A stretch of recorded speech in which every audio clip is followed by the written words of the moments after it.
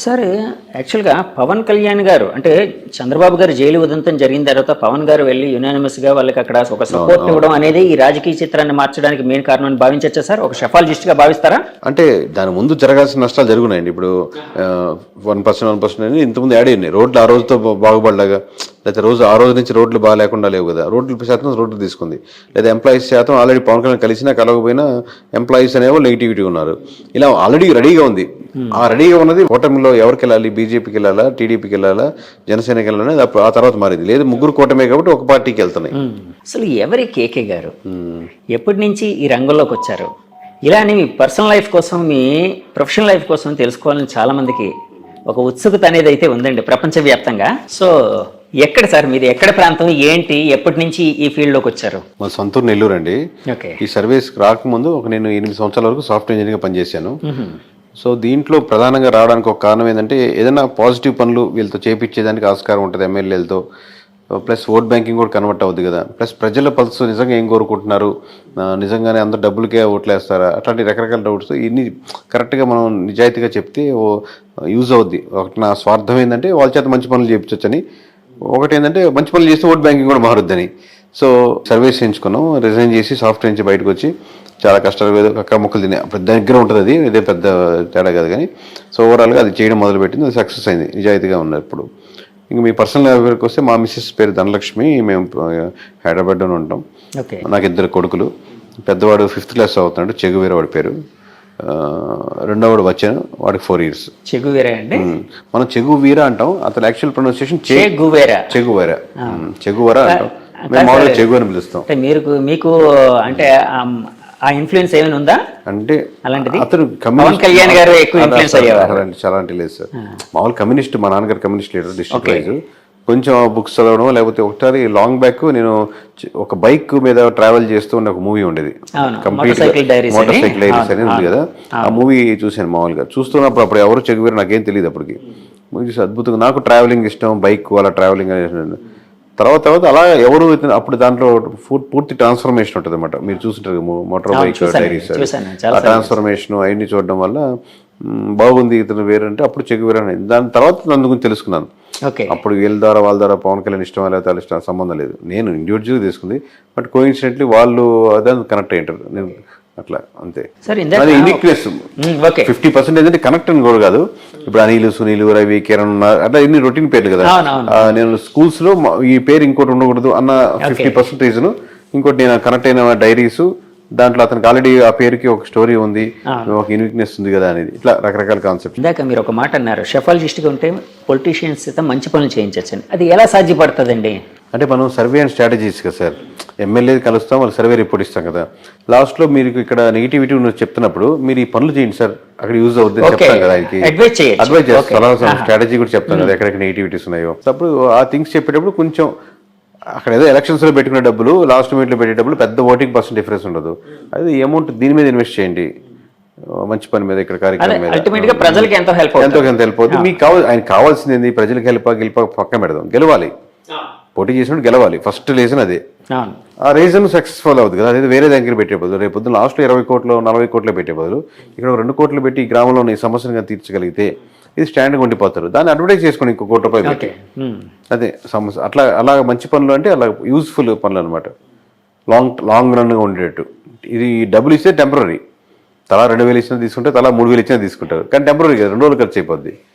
కానీ అటుగా ఒక ఆర్గనైజేషన్గా ఏదైనా స్ట్రక్చర్గా మీరు ప్లాన్ చేశారనుకోండి, ఆ 2-3 గ్రామాలకి స్టాండర్డ్గా ఉంటుంది ఎప్పటికీ.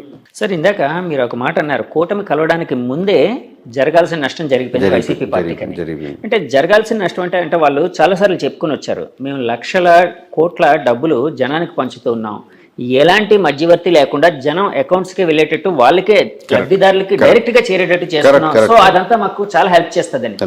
సో నష్టం అన్నారు కదా సార్, ఆ నష్టం ఏంటి సార్? అంటే 3 రాజధానులు ఇలాంటివి ఏమైనా నష్టపరిచాయా వాళ్ళని? అంటే హెల్ప్ చేసిన ఆ మాట, వెల్ఫేర్ స్కీమ్స్ ఖచ్చితంగా పాజిటివ్ ఉంటుంది సార్, దాంట్లో డౌట్ లేదు. కాబట్టి ఎంత పాజిటివ్, ఒక 5% యాడ్ అవుద్ది అనుకోండి, అది ఒక్కటే సరిపోదు కదా గెలుపుకి. మీరు ఆల్రెడీ 25% ఎంత ఓట్ బ్యాంకింగ్ ఉందనుకోండి, ఇంకో 5% 30కి వస్తారు. కానీ మీరు 30 సరిపోదుగా ఇంకో 20% యాడ్ అవ్వాలి.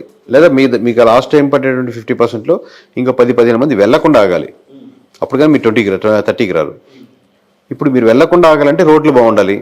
రాజధాని ఇష్యూలో నిజంగా రాజధాని కాకుండా రాజధాని పక్కన పెట్టు ఇది బాగుంది చూడు అని ఆల్టర్నేటివ్ ఉండాలి. రాజధాని కాన్సెప్టే కాదు, దాన్ని మించిన ఎమోషన్. మీరు ఒక దాంతో సఫర్ అవుతున్నారు, నాకు ప్రమోషన్ కావాలంటే ఖచ్చితంగా ప్రమోషన్ ఇవ్వాలండి, శాలరీ పెంచుతాను, ఓకే అంటే ప్రమోషన్ పక్కన పెట్టి మీకు శాలరీ సాటిస్ఫై అయ్యారు. సో ఆ ఎమోషన్ ని కనెక్ట్ చేయడం ఏదో ఒక ఎమోషన్ అంటే అంతే 100%. లేకపోతే ఇన్ని రకాలుగా డ్యామేజ్ అవ్వదు ఇన్ని లేయర్లు. సో ఏ ఎమోషన్ ఎక్కడ మిస్ అవుతున్న దానికి ఆల్టర్నేటివ్ గా మీరు ఇంకో ఎమోషన్ యాడ్ చేయగలగాలి. ఆ ఎమోషన్ యాడ్ చేయడంలో మిస్ ఫెయిల్ అయింది సార్. అలాగే నేను చాలాసార్లు చాలా మంది దగ్గర పెద్ద పెద్ద వాళ్ళ దగ్గర ఒక మాట అయితే విన్నాను, అసలు ఈ ఎలక్షన్ అంతా జగన్ వర్సెస్ జగన్ గా జరిగింది. అంటే వాళ్ళు అన్నది ఏంటంటే జగన్ రావాలి జగన్ పోవాలి, ఈ రెండింటి మీదే బేస్ అయ్యి ఈ ఎలక్షన్ నడిచింది అని. ఇలాంటి స్టేట్మెంట్ ని మీరు అంటే యాక్సెప్ట్ చేస్తారా, ఏకీభవిస్తారా, లేకపోతే డినై చేస్తారా? అంటే పార్షియల్ కరెక్ట్ ఉందండి. పోయినసారి చంద్రబాబు రావాలి చంద్రబాబు పోవాలి అన్నట్టు జరిగింది అనుకున్నాం అనుకోండి. అబ్వియస్ గా రెండు పార్టీల మధ్య ఓటు బ్యాంకింగ్ జరుగుతున్నప్పుడు రెండు పార్టీలో ఎవరికి చంద్రబాబు జగన్ అనుకుంటున్నారు. వీళ్ళు చెప్పేటప్పుడు జగన్ అని వీళ్ళు దాన్ని ప్రమోట్ చేస్తున్నారు. బట్ యాక్చువల్లీ ఏంటంటే ఏ నియోజకవర్గంలో ఆ నియోజకవర్గంలో ఓటేస్తారు. ఇప్పుడు మొత్తం రాష్ట్ర వ్యాప్తంగా నా ఓటు రిప్రజెంట్ చేస్తున్నాను అని కాదు కదా.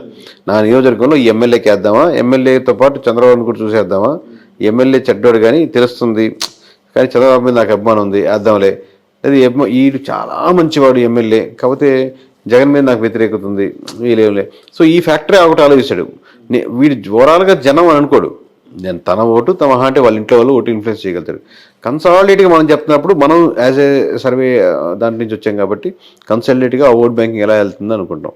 దాంట్లో నెగిటివిటీస్ ఏంది పాజిటివిటీస్ ఏంది ఏ ప్రాంతానికి ఆ ప్రాంతానికి బట్టి తగ్గట్టే. సార్ రాష్ట్ర వ్యాప్తంగా వైసీపీ పతనానికి ముఖ్యమైన కారణాలు ఏమైనా ఒక 2-3 చెప్పాల్సి వస్తే ఏది మెయిన్ కారణంగా చెప్తారు? పతనం అనేది కరెక్ట్ కదా సార్. పతనం అనేది పొలిటికల్ పతనం ఏంటంటే వాళ్ళు 30% ఓట్ బ్యాంకింగ్ ఉంది, వాళ్ళ ఓట్ బ్యాంకింగ్ వాళ్ళకి స్టిల్ ఉంది. మీరు 100 మందిలో 30 మంది అటు నిలబడ్డారు, 70 మంది నిలబడ్డారు. ఇటు మనకి ఇట అల్గారిథమ్స్ లో మనకు ఉన్నటువంటి rules and regulations government of ఇండియాలో ఉన్నట్టు కాబట్టి మెజారిటీ ఓట్ బ్యాంకింగ్ బట్టి సీట్లు రావు కాబట్టి ఓన్లీ నియోజకవర్గాల బారు కాబట్టి మీకు తక్కువ కనపడుతుంది. కానీ 130% మంది అంటే చిన్న నెంబర్ కాదు. ప్రతి కోట్లో 30 లక్షల మంది ఉన్నారు. సో సీట్లు అంటే ఇప్పుడు ఇందా చెప్పినట్టు ఒక్కొక్కటి ఫ్యాక్టరీ ఇందా చెప్పినట్టు రోడ్డు కావచ్చు, అక్కడ స్కూల్స్ కావచ్చు, హాస్పిటల్స్ మంచి డెవలప్మెంట్ లేకపోవడం కావచ్చు, రకరకాల ఫ్యాక్టరీస్. అంటే ఏదో ఒక ఎమోషనల్ కాంటాక్ట్ ఏదో ఒక రీజన్ అయితే అంటే స్టేట్ వైడ్ గా ఏదో కారణం ఉండే అవకాశం ఉంది కదండి. అట్లాంటిది ఏదంటారు? అంటే ఒక షెఫాలజిస్ట్ గా మీరు స్టేట్ వైడ్ గా అదే సార్. ఇప్పుడు మీకు ఇప్పుడు అంటే మీకు వన్ సైడ్ కనపడింది కాబట్టి అలా అనిపిస్తుంది. ఇప్పుడు రాజధాని స్టేట్ వైడ్ జరిగిందంటే రాజధాని మీకు కృష్ణా గుంటలో ఉన్నట్టు మీకు శ్రీకాకుళంలో ఉండకపోవచ్చు, రాప్తాడులో ఉండకపోవచ్చు. రాప్తాడు ప్రజలు మనకు అమరావతిలో ఉండే రాప్తాడు ప్రజలు రాప్తాడు సమస్యల మీద వేస్తుంది. అలాగే స్టేట్ వైజ్ ఉన్న డెవలప్మెంట్ మీద కూడా చూసుకుంటూ ఉంటుంది. అలాగే కొంచెం ఎమ్మెల్యే మంచివాడైతే కొంచెం కన్సిడర్ అవుద్ది. అయితే 2-3 సార్లు ఓడిపోయినాడు, ఈసారి గెలవాలని సానుభూతి ఉంటే సానుభూతి అవుద్ది. ఓవరాల్ జనరలైజ్గా స్టేట్మెంట్ చెప్పలేము. కూటమి కట్టడం జనరలైజ్గా స్టేట్మెంట్ చెప్పుకోవచ్చు. కూటమి రాష్ట్ర వ్యాప్తంగా అడ్వాంటేజ్ అయింది. అంటే నేను చాలా మంది మా ఛానల్ తరఫున కొంతమంది పబ్లిక్ బైట్స్ తీసుకునేటప్పుడు చాలా మంది ఏమనేవారంటే అంటే కూటమిని యాక్సెప్ట్ చేసే వాళ్ళందరూ వెల్ఫేర్ అనేది ఉంది కానీ డెవలప్మెంట్ లేదు, సో డెవలప్మెంట్ లేకపోవడమే మాకు చాలా ఇబ్బందికరంగా ఉందని ఎవరు. ఆ డెవలప్మెంట్ లేకపోవడం అనేది రాష్ట్ర వ్యాప్తంగా వైసీపీని ఓడించడానికి కారణమై ఉండొచ్చా సార్? డెవలప్మెంట్ మీరు కొన్ని విషయాలు చేసినప్పటికి కూడా ఆ నియోజకవర్గంలో వాళ్ళు they have to feel this development. నాకు మంచి స్కూల్స్గా మార్చారు. ఈరోజు నా పిల్లవాడిని మధ్య తరగతి నాకు 30,000 వస్తున్నాయి, నేను ప్రైవేట్ స్కూల్ కట్టి 20,000 కట్టి పంపించాల్సిన అవసరం లేదు. ఈరోజు మంచి జగనన్న స్కూల్స్ బాగున్నాయి, నేను దానికే పంపిస్తాను. అందరూ అలా ఊర్లో ఎక్కువ మంది వెళ్తున్నారు అనుకోండి, ఆబ్వియస్గా మీరు వాళ్ళకి అడ్వర్టైజ్ చేసుకోనక్కర్లే అట్లాగా. సో అదేం ఫ్యాక్టర్ కాదంటారు సార్? అంటే మారుతూ ఉంటుంది అంటారు డెవలప్మెంట్ అనేది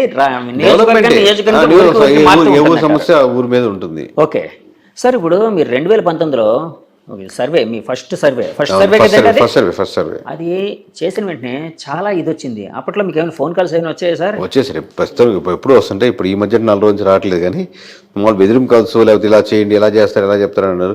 పోనీ మీరు ఒక నెంబర్ చెప్పండి సార్ అంటారు. అంటే ఎమ్మెల్యేస్ నుంచి మినిస్టర్ నుంచి నాకు రాదు. నాకు ఒక అడ్వాంటేజ్ ఏంటంటే నాకు అన్ని పార్టీల నుంచి తెలిసిన వాళ్ళే కాబట్టి సన్నిహితులే. అది మనం వర్క్ చేసిన క్లయింట్ సన్నిహితం అనకంటే కూడా క్లయింట్ అనొచ్చు, ఎందుకంటే ఆ డిఫరెన్స్ ఉంటుంది. సన్నిహితం అంటే క్లోజ్నెస్ అయిపోతుంది. సో క్లయింట్సే కాబట్టి మ్యూచువల్ రెస్పెక్టే ఉంటుంది. అది వాళ్ళు వేరే ఆ జిల్లాలో వేరే వాళ్ళు తెలియకపోయినా కేకే నాకు తెలుసు బాగా చేస్తారు అని వాళ్ళు వెళ్తుంటారు కాబట్టి నాకు వాళ్ళ నుంచి థ్రెటన్ కాల్స్ ఉండవు. కింద ఉండేటువంటి ఎవరైనా విలేజ్లో ఉండే చిన్న వాళ్ళు పార్టీ మీద అభిమానంగా ఉండేవాళ్ళు ఒకసారిగా జీర్ణించుకోలేరు కదా. 151 అయినా జీర్ణించుకోలేరు, ఇప్పుడు 161 వస్తాయని చెప్పినా జీర్ణించుకోలేరు. వాళ్ళ కోపం అనమాట, మన పార్టీ ఎలా పోద్ది అని ఫ్రస్ట్రేషన్ అలా ఉంటుంది. అంటే చాలాసార్లు నేను విన్నది ఏంటంటే పెయిడ్ సర్వేలు ఎక్కువైపోయాయని. మీరు 160+ అని చెప్పారు కదండి, అప్పుడు మిమ్మల్ని కూడా ఒక పెయిడ్ సర్వేగా ఘాటును కట్టిన సందర్భాలు ఉన్నాయా సార్? మొన్న ఉంటాయండి ఆ ట్రోల్స్ పంపించేవాళ్ళు. అప్పుడు ఎలా చెప్తారు, లేకపోతే వీళ్ళకి అమ్ముడు పోయారు లేదా వాళ్ళకి అమ్ముడు పోయారు ట్రోల్స్ అని. కాసేపు ట్రోల్స్ చూసి ఎంజాయ్ చేసుకోవడం అంతే. తర్వాత రిజల్ట్ వచ్చాక ఇంకేం ఉండదు, చూసుకునేది ఉండదు. ఇప్పుడు ట్రోల్ లేదు కదా, ఓన్లీ పాజిటివ్ ట్రోల్స్. తర్వాత రావు కదా మళ్ళీ ఆపర్చునిటీస్. ఆ ట్రోల్స్ చూసి ఎంజాయ్ చేసుకోండి, బాగా చేశారు ఆ ట్రోలింగ్ అని. సార్ ఇప్పుడు ఇంత యాక్యురేట్గా మీరు నెంబర్ చెప్పినప్పుడు చాలా మంది పెద్దవాళ్ళు కూడా ఎవరైనా చాలా మంది మీకోసం సెట్ చేస్తున్న ఇది కూడా తెలుసు. ఎందుకంటే నేను నిన్న మురళీమోహన్ గారిని కలిసినప్పుడు కూడా ఆయన అన్నారు, కేకే గారు అనే ఆయన ఎవరో చాలా బాగా చేశారండి, ఆయన కలవాలి అని కూడా అన్నారు. సో అలాగా పొలిటికల్ పార్టీలు అయితే ఇంకా ఎక్కువ ఇంట్రెస్ట్ పే చేస్తుంటాయి ఎవరైనా ఇంత యాక్యురేట్గా చెప్పారని. అలాగా టీడీపీ పార్టీ అధినేత నుంచి కానీ ఇంకా వేరే పార్టీల అధినేతల నుంచి కానీ మీకు ఫోన్ కాల్స్ వచ్చాయండి? అంటే ఎలక్షన్స్ రిజల్ట్ అప్పటి నుంచి ఎవరెవరు వచ్చారు అంటే చంద్రబాబు దగ్గరికి వెళ్తాం లేకపోతే పవన్ కళ్యాణ్ దగ్గరికి వెళ్తాం అని చెప్పి నేను తీసుకెళ్తాను, నాకు బాగా క్లోజ్ లేదు అన్నట్టు. కేకే అనేది ఒక కార్డు లాగా అయిపోయింది కదా సార్. ఇప్పుడు కేకే అనే కార్డు తీసుకెళ్లి ఇక్కడ చూసి కేకే అని వస్తాను సార్, నేను తీసుకెళ్తాను సార్, అది సార్ అంటారు. నాకేమో చంద్రబాబు నాయుడు కార్డు పవన్ కళ్యాణ్ కార్డు చూపిస్తారు. ఇప్పుడు నాకు ఆ కార్డు ఎందుకు అవసరం లేదు, ఇప్పుడు నేను విజిటింగ్ కార్డు అవసరం లేదు, నేనే విజిటింగ్ కార్డు అయ్యాను కాబట్టి. సో నేను అట్టని చెప్పి బలుపుతోనే వెళ్ళాను కాదు. ఇప్పుడు ప్రమాణ స్వీకారానికి వాళ్ళ ఇండివిజువల్ సెక్షన్. మనం ఏంటంటే మన పని మనం చేసేసాం. దీపంగా ఎట్లా ఉంటే నిజంగా వాళ్ళకి అవసరం ఉండి ఫోన్ చేశారు అనుకోండి. ఇప్పుడు వైఎస్ఆర్సీపీ నుంచి ఎవరో ఫోన్ చేశారు, ఇక్కడ కలుద్దాం సార్, మాకు ఒకసారి చెప్పండి విశ్లేషణ ఎలా ఉంది, ఎందుకు జరిగింది ఓట్ బ్యాంక్. నేను దానికి నో అని చెప్పను. వాళ్ళకి కావాలనుకున్నప్పుడు వాళ్ళే అప్రోచ్ అవుతారు కదా, మనం వెళ్ళి కాల్ చేసి కలవాల్సిన అవసరం ఏముందని. మన వర్క్ కాదు కదా వాళ్ళు కలిసి కంగ్రాచులేట్ సార్ మీరు గెలవడానికి నాకు ఎంతో ఆనందాన్ని వస్తుంది అని అటాచ్డ్ అయిపోదాం అనేది ఉండదు. కంగ్రాచులేషన్ కాల్స్ అయితే వస్తూ ఉంటాయి కదండి పెద్దవాళ్ళ దగ్గర నుంచి. అవి 100 కాల్స్ సార్, అవి 1000 కాల్స్, 100,000 కాల్స్. నేను చెప్పిన సోకాల్ నా పేర్ల నుంచి ఏమైనా వచ్చాయండి అంటే వాళ్ళ తరపు నుంచి ఎవరో పక్కన నుండి ఫోన్ చేస్తుంటారు కదా, చాలా హ్యాపీగా ఫీల్ అయ్యారు సార్, సార్ చెప్పమన్నారు ఎట్లా చెప్తారు.